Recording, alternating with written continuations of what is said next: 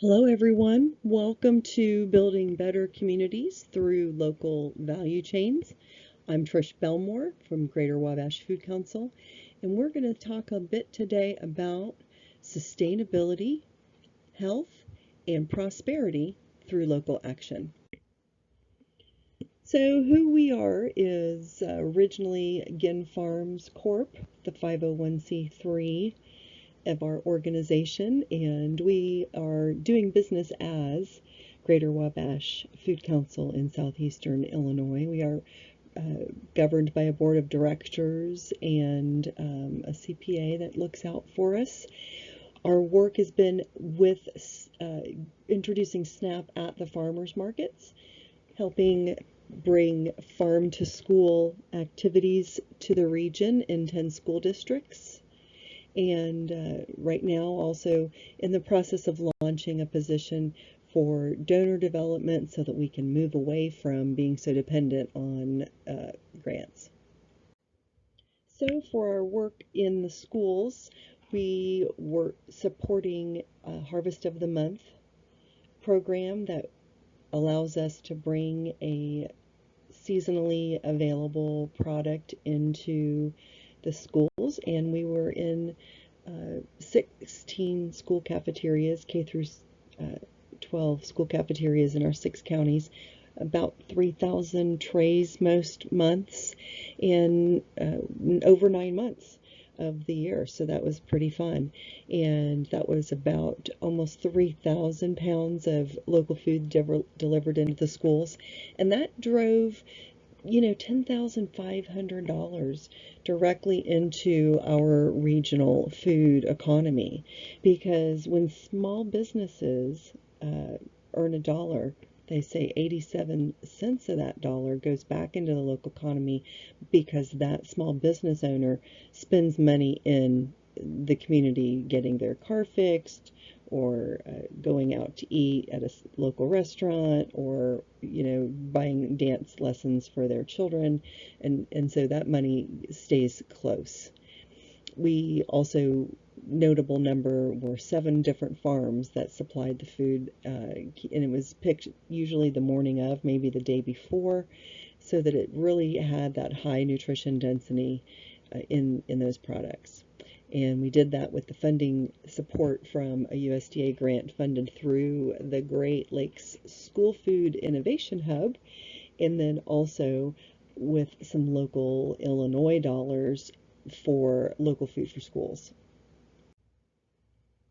Part of this project was to be able to extend the season for food for farm to school, and with that we were granted dollars to purchase equipment, and our project was to get sweet corn frozen so that the students could eat that sweet corn in January of 2026, in the corn being grown in July of 2025. And so it ended up being an enormous project, way bigger than I ever expected it to be. You can see in the top left where it came into the shucking barn, as it later was known to be called, 3 palletfuls of corn. It was an enormous amount of corn. In all, 34 people were paid. We had 6 generous volunteers, so 40 people coming together to make this project happen. 310 paid hours, 125 volunteer hours, and all told 435 hours of community effort to get this corn into the freezer so that we could serve it for the school kids. Another side benefit you can see in the middle top there, some animals, local animals there from Mount Carmel, that were happy to have our garbage, which was the silks and husks and cobs from the corn. They ate well for a few days while this project went on. And it really was an enormous effort. In all told, we needed 7 freezers in some sort of constant rotation to get all of this corn cooled correctly. We had big refrigerators pictured here that were available at our community college that we were working at, a commercial kitchen there. In the top left, you can see the equipment that we purchased through the grant that helped us make this happen. And then in the top right, you can see where it all is being stored now, waiting for delivery, is at a large walk-in freezer at a community friend partner small grocery store in town. So the average temperature was about 95 degrees. You can see in the bottom there, the day we were delivering the corn to the big walk-in freezer, it was 100 degrees outside. It was just blazing hot, but the volunteers just kept going. It was great. 334 dozen ears. So 334 times 12 is what we processed. Ended up only one little accident, one minor cut, so that was pretty good with all of that activity. And then there were all sorts of fun byproducts that happened, like TikTok videos that were created and shares of our Corntastic Facebook posts. And we personally on our site grew 42 new followers in 3 days. And so that's not a lot for people that are into social media, but for our small nonprofit footprint on Facebook, that was pretty fun. So the other project that we were working on was driving double snapbacks at the farmers market to increase the salaries of those farmers market vendors by introducing them to new customers, because in fact these are customers that otherwise would have to shop at the grocery store, the dollar store, places that accept EBTs. So we gave them the opportunity to be able to visit us at the information booth, swipe their card, get their dollar from their SNAP EBT card, and then we doubled that dollar with free fruits and vegetables. And so so far this year, it's new programming across the region. We had 6 sites open up. We've so far welcomed over 6,000 customers, and we've had over 540 vendors, spots, not 540 vendors, 540 vendor spots filled, meaning each market on any given week might have 5 to 15 vendors. And so that, 8 by 10 footprint where they set up their tent, that's a vendor spot. We have filled 541 of those. And that might have been because one vendor went to multiple markets. But a lot of it is individual, unique vendors that got involved with the whole program this year. So very fun to see that happen. $769 of SNAP benefits have been redeemed already this year. When we doubled it, that means $1,588 now are available to spend at these 6 markets. The double buck match is good across the state.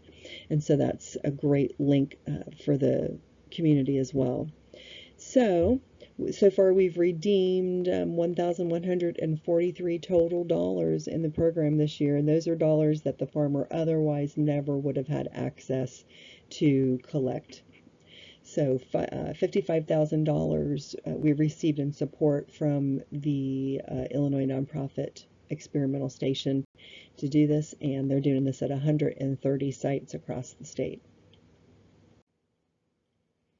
And so one of our goals was to make all 6 sites feel the same, so that as customers went to other sites, they would understand the flow, they would know who to speak with questions, and also for the vendors, so the vendors could feel free to visit any of the sites and host a vendor spot. So we had the information booth available at the same appearance at all of the sites. And just quickly at the bottom, we have Alicia. She was in Mount Carmel.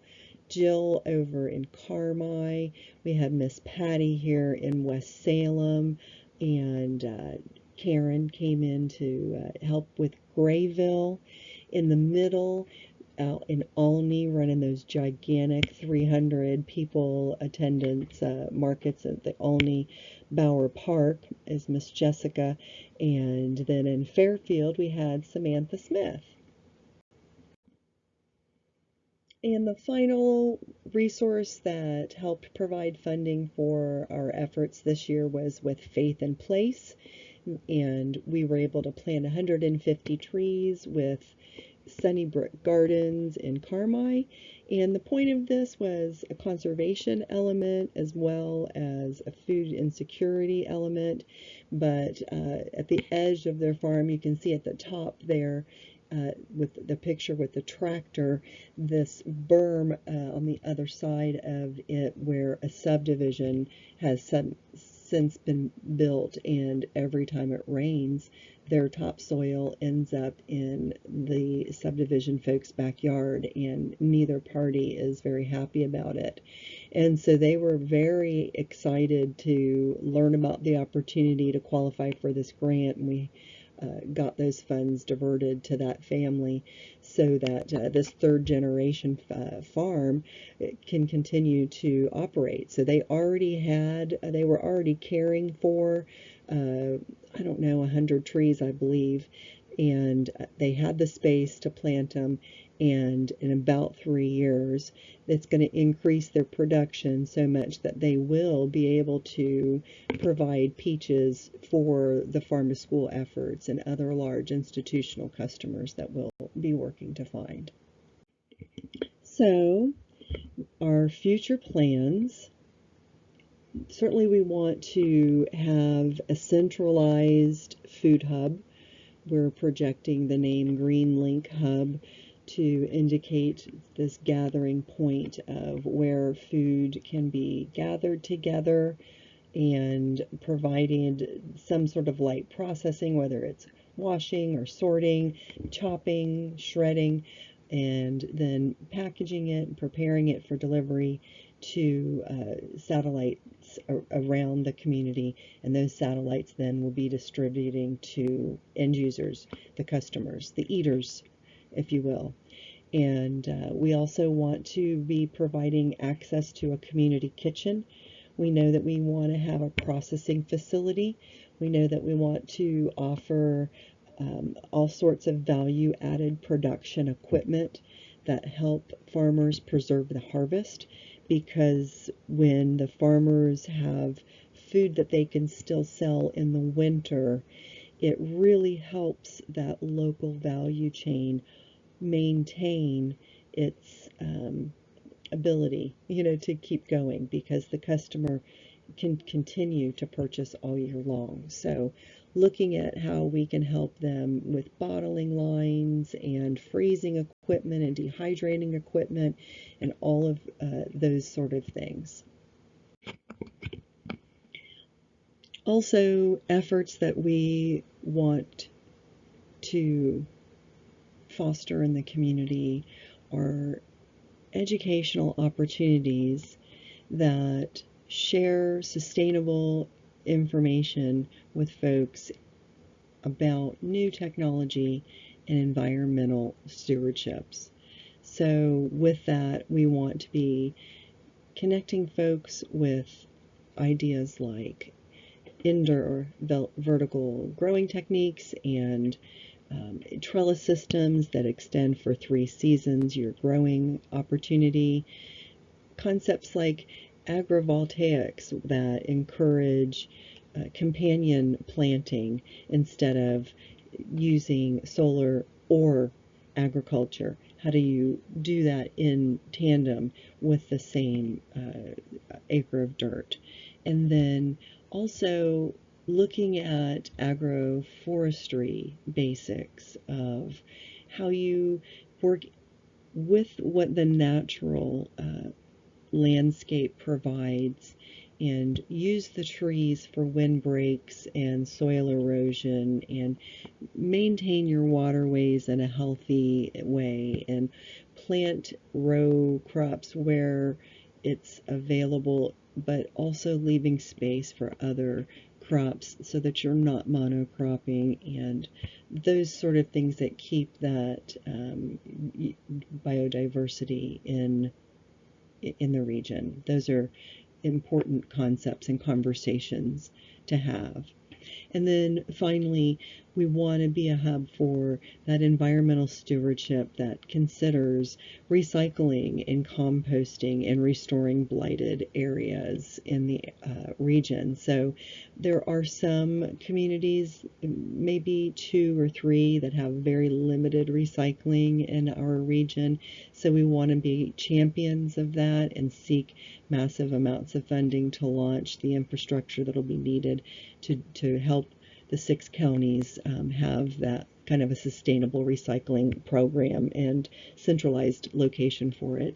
We want to also be very mindful about composting and helping local restaurants come together for collection of food waste and championing that sort of community-wise composting program that then is able to give back to the community with good, high-quality soil to help feed their beds to grow more food. And those blighted properties, mostly in our area from the mining industry that has gotten all of the mineral rights out of the ground and moved on, and a lot of spilled oil in our oil field or in our cornfields, and so those need to be mended, and they need the soil repaired, and they need serious work done, and it costs money, and so to be able to work with land trusts and those sort of legal things that help to protect the land in conservation and in agriculture, and to be able to recapture them and make them viable properties again. So we are projecting that we can accomplish all of these big goals by 2030. If we can, we're going to be able to drive $3 million in salary for 30 new jobs at the hub there and all these programming. We're going to be able to help 25 farms increase their income, because we're going to create a new stream of income with value-added production products. And we're guessing maybe another $650,000 will come in the community, be available for income for those farmers. Well, so what is the local food value chain? It's honestly, it's the intersectionality of how food gets from the farm to the eater. And so it is all of the people in between there that touch the product: the farmer, the food processor, the distributor, folks like us, and then the consumers, folks like you. And you're used to what that looks like. The food value chain, the traditional food value chain, gets food to Walmart or to the Dollar General.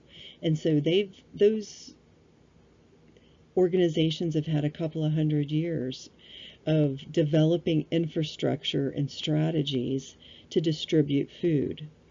Unlike local food, who have mostly distributed in silos from each other, one farmer maybe to one customer at a time. And instead of coordinating and collaborating so that everyone can benefit from the greater good of moving this food in large amounts at a time. It's also going to play a big impact in the community and the environmental benefit of any community. So, important to think about how food in your region gets from the field to the eater. So, seasonality and customer acquisition, probably the biggest challenge for local food. So when we are up against the traditional value chain, they're available all year long. You can get avocados and pineapple every month of the year in a traditional value chain. The local value chain is mandated to stay within, seasonality. We only have it available when it's available, because we're only growing it in this one area. And so in southeastern Illinois, we have snow and we struggle to grow food in the winter months. So, because of that, customer acquisition is an ongoing chronic challenge for local food because just about the time you've gotten the customer used to this interruption in their shopping habit, the season is over. And now they have all winter long to practice that buying habit of the traditional value chain, right? They go every week to Walmart and that's all they know. So then now it comes spring again and the local food is available and you have to coerce them and you have to remind them that they want to be friends with you. And it's a challenge every year. So you're not only acquiring new customers every season, but there's somewhat of a reacquiring and making sure that you are staying connected with the existing customers.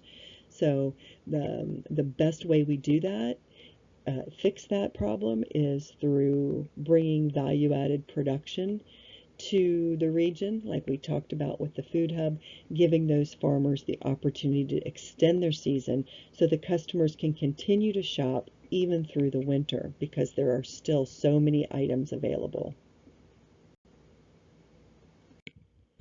Something else that we can do that brings prosperity to a region and helps build a better, stronger value chain is rethinking about perfect produce. And so a lot of food goes to waste and unnecessarily because maybe it's blemished or it was just leaning up against a fence post and so it has kind of a strange bump in it.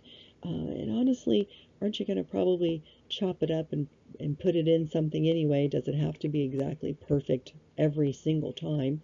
Are there times that imperfect fruit and vegetables are okay? And so thinking about what the consumer expectations are, because when you're not in that traditional food chain, the food is not getting inundated with pesticides and all of the chemicals that help them be perfect. Natural food, food that's just cared for with more hands and less chemicals, is not always beautiful and isn't always perfect. That's not the way the food is naturally, uh, grown and created from the seed.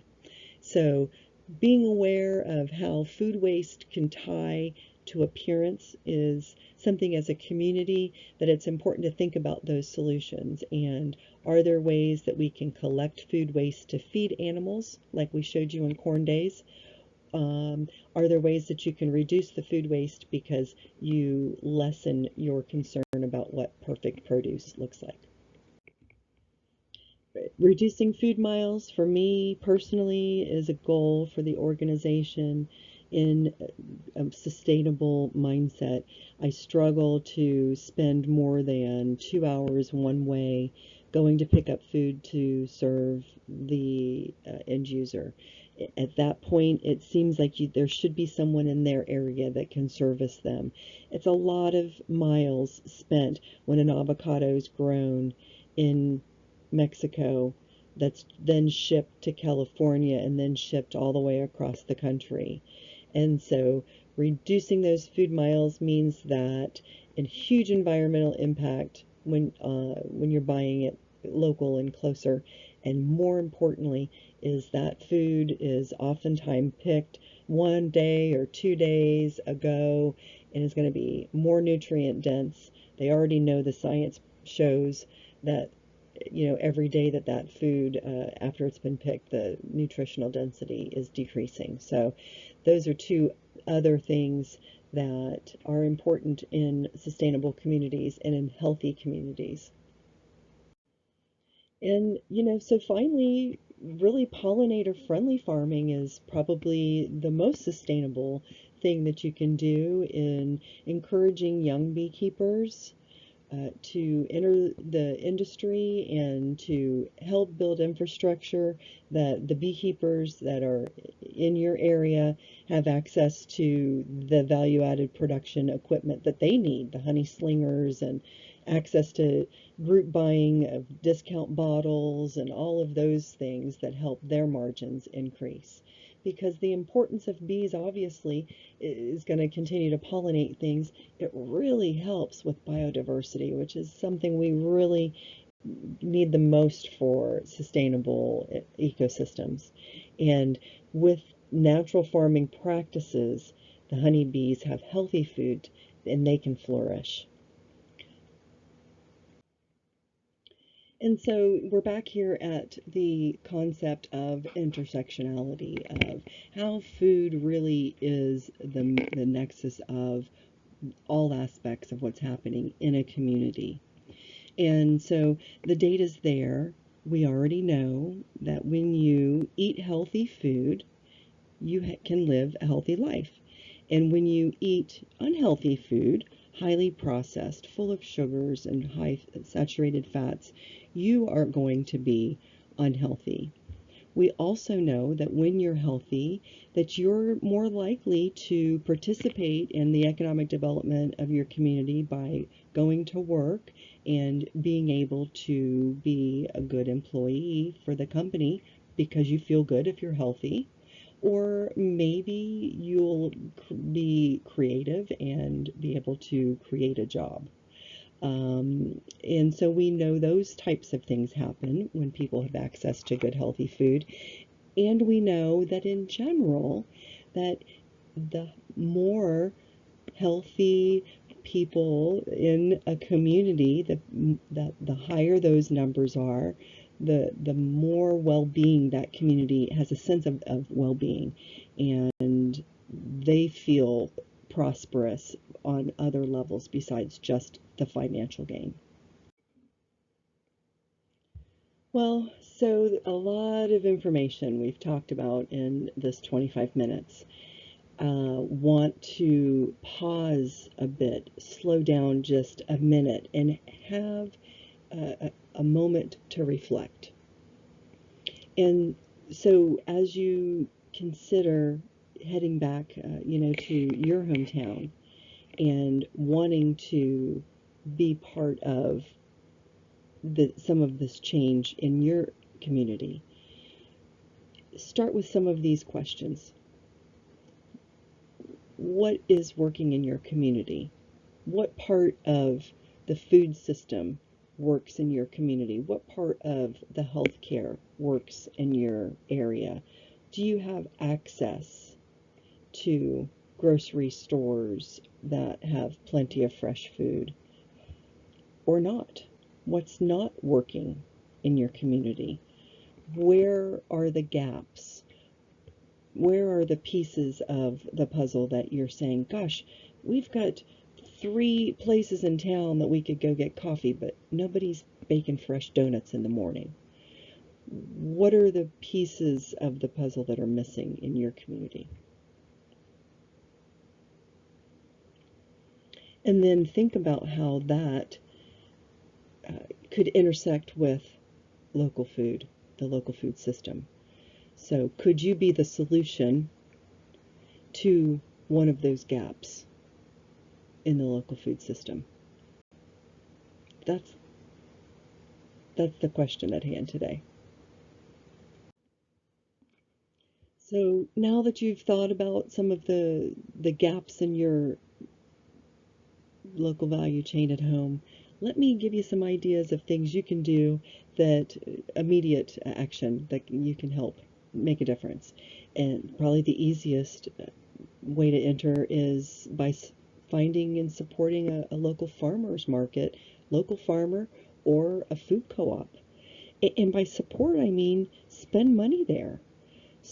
Make a decision that you'll buy only local ground beef, or you're only going to eat local sourdough bread.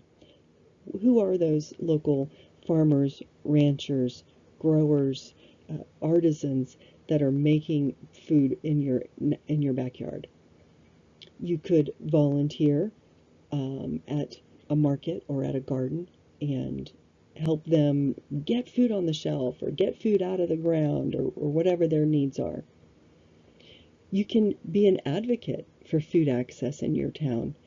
Maybe you have access to a person of power in the community. You've got their ear and you can whisper to them, hey, what's going on with food access? What can we do to expand food access in our community? Be an advocate on social media or within your friend groups. Maybe you go to church and have a large circle of a sphere of influence at church. And you can advocate for how to encourage folks to make those shopping decisions locally and to prioritize it in their budget. You can host a conversation or a community dinner and have all of the food be available from local folks and have that be a way that you start the conversation, inviting people that you believe are key players in your community that can help make a difference. And you know, what's one thing you can do this month? Think about that as kind of a closing idea. What is it you could do this month that helps support local food?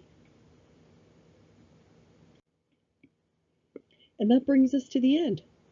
I hope that this encourages you and helps you form some new ideas and concepts that you can share with your friends, neighbors, and civic leaders.